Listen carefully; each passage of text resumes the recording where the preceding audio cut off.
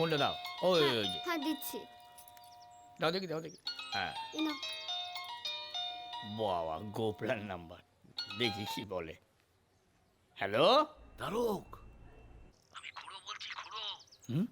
আরে তোমার ছেলে এমন সব কাণ্ড করছে না, এটা ফোনে বলা যাবে না।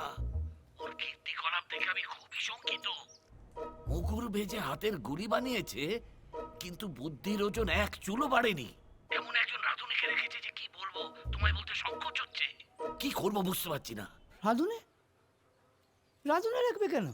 আরে বাবা, ও ও তো হোটেলে খায়। আরে রাখো হোটেলে খায়। আরে আমি খুব দুশ্চিন্তায় পড়েছি জানো তো। একবার এ বলে আমি গোপাল, একবার ও বলে আমি গোপাল। আমি কি বুঝবো বলো? তুমি এক কাজ করো, তুমি গোপালের একটা ছবি আমাকে পাঠিয়ে দাও, তাহলেই আমি চিনে নেব আসল গোপালটা কে। আর হ্যাঁ হ্যাঁ, শোনো শোনো শোনো, চিঠিটা আমার নামে পাঠাবে, ঠিক আছে?